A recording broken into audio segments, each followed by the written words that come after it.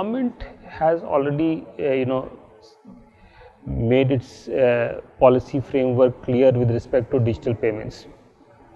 The finance minister has announced a significant jump in the digital payment transactions for the current year, and we are working towards achieving that, which in turn means several policy level initiatives are being taken to make that happen. And as I was mentioning earlier, we are working on a four-pronged strategy.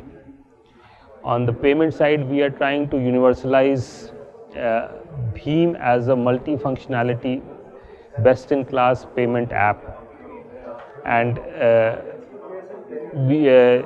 so that all kind of payments are enabled, whether there are individual payments, whether they are merchant payments, whether they are government payments, all kind of things.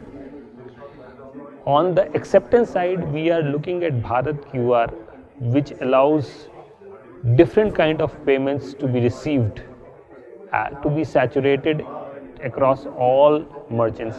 And when I say all merchants, it's estimated there are 6 crore small and big merchants. We're talking of that kind of scale, which will be a huge quantum jump from, let us say, 20-30 lakh POS acceptance infrastructure that we have.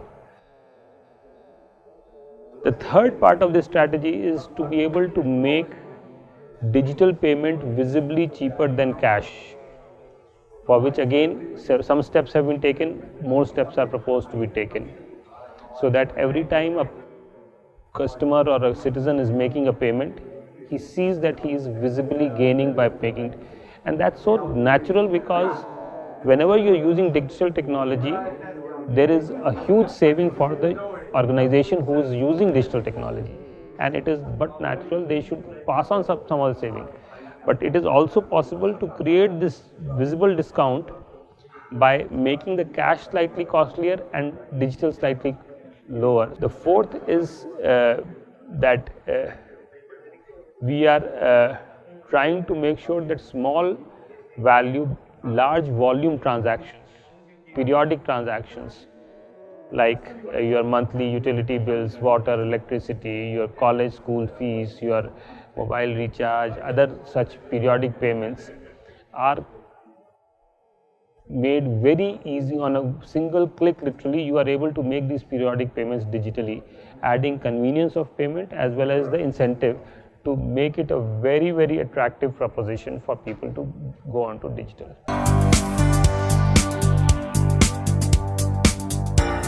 We have first of all got Bheem as part of the Bharat QR. As you know, Bharat QR was only providing for card payments. Now Bharat QR has been modified and Bheem has become an acceptance.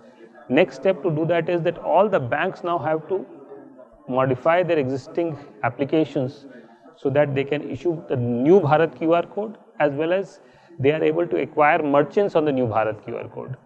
And now already about 20-25 banks are in process of doing this, and by end of September we will have, we already have 2 banks who have started acquiring merchants on the new Bharat QR code, the Karur Vysya Bank and I think Axis Bank. But we are now, SBI is coming on board before the end of this month, and all the about 20-25 banks are already taking steps. We expect very shortly the banks will be issuing this Bharat QR code. We have now told the ministries that all their public touch points, this new Bharat QR code should be available so that people can come and pay. We have had discussions with mobile manufacturers and companies so that Bheem is provided preloaded onto the mobile phone, so that the ease of using Bheem as a payment instrument is accelerated.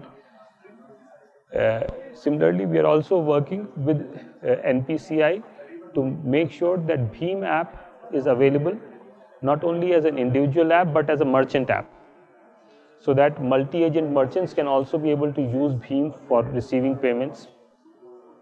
We are working with NPCI to make sure that Bheem app also offers utility and other periodic payments which I mentioned, and those functionalities are under development by NPCI.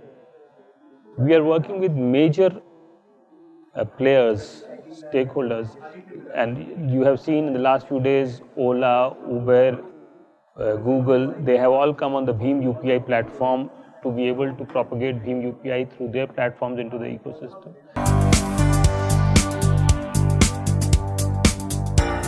I think there are two things. One is, I think India has been the biggest innovator in terms of new digital technologies which are affordable and inclusive. Basically, creating platforms where any IT infrastructure requires certain cost. But we have been able to introduce technologies which have been able to reduce these costs significantly. Aadhaar is a classic example, digital locker is a classic example, e-sign is a classic example.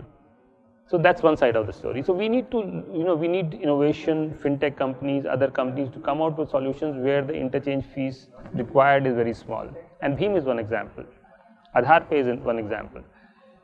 The second part of it is, the costs, whatever least cost is required for the IT infrastructure should be absorbed by the entities which benefit the most because of the introduction of technology. So we were looking at various options how to do this, and for some time, as you know, banks were absorbing this. We are looking at various formulations, how can we find a solution. But it's very important from a customer endpoint perspective that the cost of digital cannot, when the whole the supply chain of goods and services is saving money through digital, the customer cannot be asked to pay more for the same service. This is a very good question, and I think the important thing is to be able to have the right balance between creating a regulatory framework which protects the interests of the citizen or the user vis-a-vis the innovation and the investment which is required to continuously make sure that new technologies and investment come into the sector. And I think in any framework that we look at creating in this, whether especially in the fintech sector, I think we have to create the right balance. And I'm not saying that I know what the right balance would be, but I think the success of that regulation would be whether is it too narrow and it is throttling the innovation, then maybe we have not made the right choices. Or if it is too open where the citizen interests are not being protected and industry is having a free day, that's also not the right thing. So I think the requirement is how do you calibrate it and bring it to the right balance.